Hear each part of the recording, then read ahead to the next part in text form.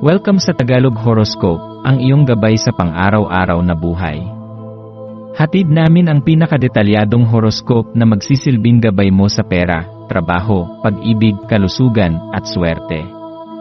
Naway magtagumpay sa buhay ang lahat ng ating tagapakinig at subscribers sa buong mundo. Maraming salamat sa pag-subscribe at tanggapin ang siksik, liglig, at umaapaw na biyayang hatid ng Tagalog Horoscope. Narito ang iyong pang-araw-araw na horoscope para sa Sagittarius. Ngayong Pebrero 13, Sagittarius, isang sandali ng pagmumuni-muni ang naghihintay sa iyo. Habang ang buwan ay nagpapahinga sa Virgo, ang iyong likas na kakayahan na magbigay ng halaga at pagpapahalaga sa iba ay mas lalong napapalakas. Ngayon ay isang magandang pagkakataon upang iparating ang iyong malasakit sa ibang tao sa pamamagitan ng isang mabait na salita o isang maliit na kilos ng kabutihan.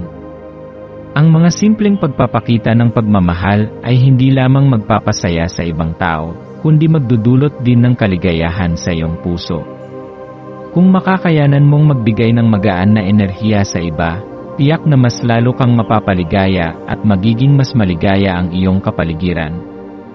Ang mga maliliit na bagay, tulad ng isang ngiti o isang masayang pakiramdam, ay may malaking epekto sa araw ng isang tao. Minsan, ang mga simpleng kilos ng kabutihan ay may mas malalim na epekto kaysa sa ating iniisip. Kung makikita mo ang mga tao sa paligid mo na nangangailangan ng kahit na maliit na kilos ng kabutihan, maglaan ng oras upang ibahagi ang iyong malasakit. Hindi lang sa ibang tao ito makikinabang, kundi magdudulot din ito ng kasiyahan sa iyong sariling buhay.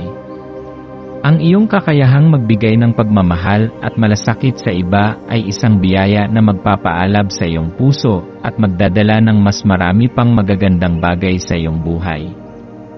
Kaya't gamitin mo ito ng buo at magsimula ka ng mga maliliit na aksyon ng kabutihan na makakatulong hindi lang sa ibang tao, kundi pati na rin sa iyong sarili. Pagninilay sa maliit na bagay.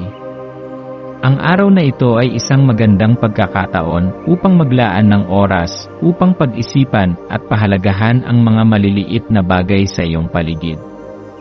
Sa kabila ng lahat ng kabusihan at mga problema, madalas natin kalimutan na ang mga simpleng bagay tulad ng isang tasa ng tsaa o ang init ng araw ay may malaking kahulugan sa ating kaligayahan.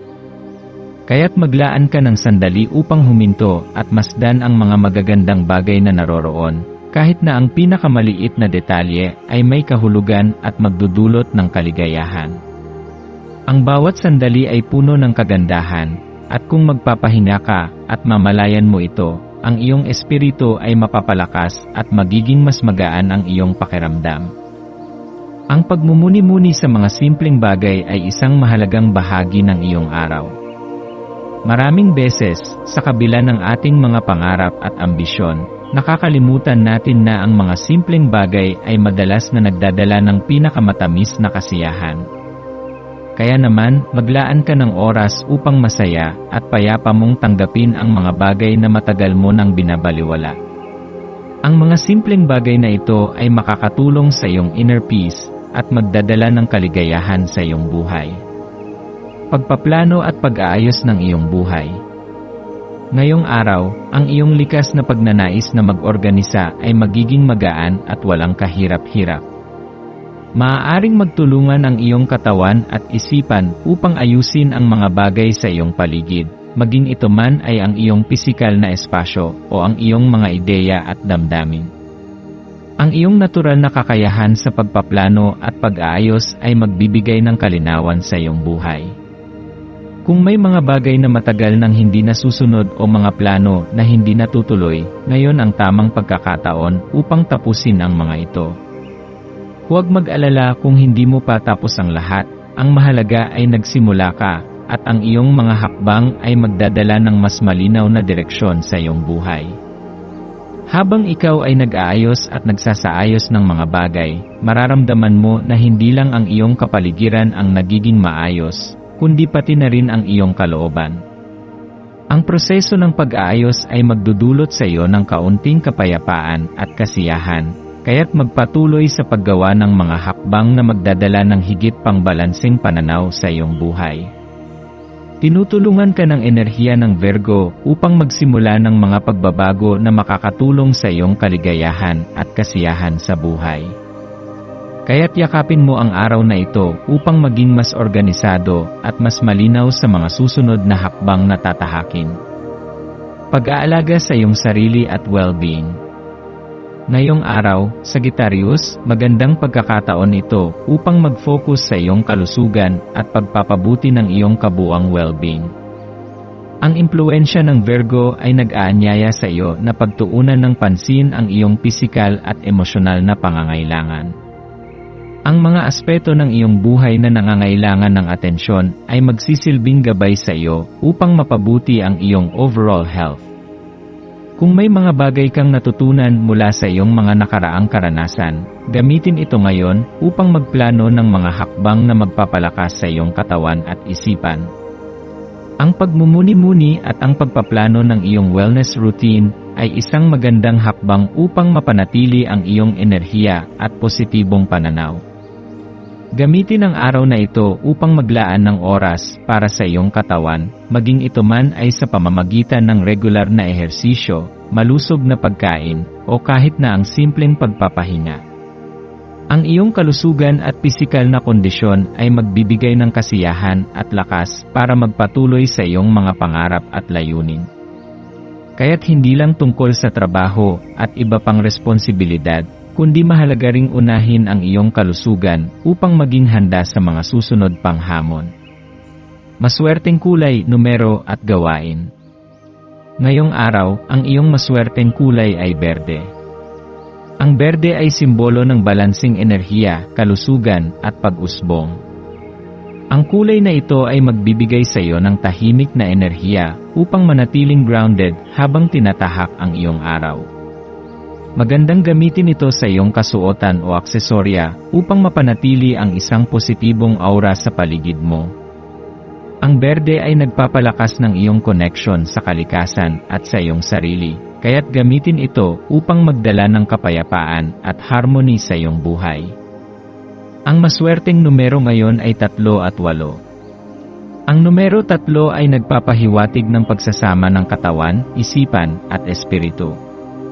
Ito rin ay numero ng komunikasyon, kaya't maglaan ng oras upang makipag-usap at makipag-ugnayan sa mga taong mahalaga sa iyong buhay. Ang 8 naman ay simbolo ng kasaganaan at patuloy na progreso. Magandang tandaan na ang mga numerong ito ay magsisilbing gabay sa iyong mga hakbang patungo sa tagumpay at kaligayahan. Ang maswerteng gawain ngayong araw ay maglaan ng oras upang mag-reflect sa iyong mga pangarap at layunin. Magandang pagkakataon ito upang ilatag ang iyong mga plano at magtakda ng mga hakbang na tutulong sa iyong tagumpay. Huwag kalimutan ding maglaan ng oras para sa iyong kalusugan at pagpapabuti ng iyong personal na buhay. Sa pamamagitan ng tamang balance ng trabaho at personal na pag-aalaga, magdadala ito ng mas magaan at mas matagumpay na buhay. Payo at pangwakas na mensahe.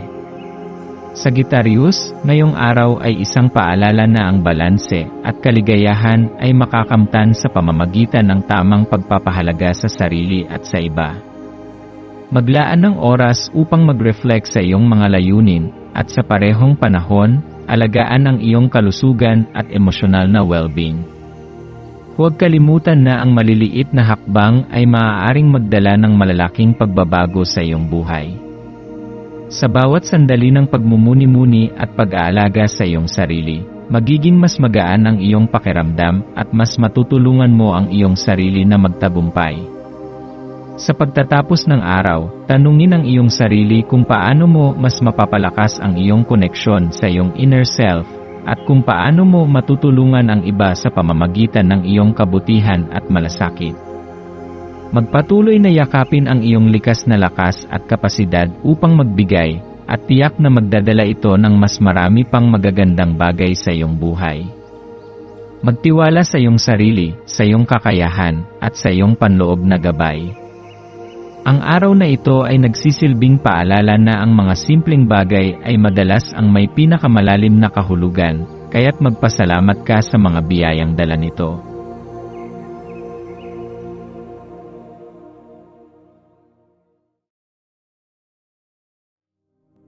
Tayo ay magkaroon ng kaunting sandali upang ipagdasal ang lahat ng mga dalangin ng ating mga subscribers, na sana'y matamo nila ang kanilang mga pinapangarap sa buhay, magandang trabaho, mabuting kalusugan, payapa at masayang pamumuhay, at siksik, liglig at umaapaw na biyaya at kayamanan.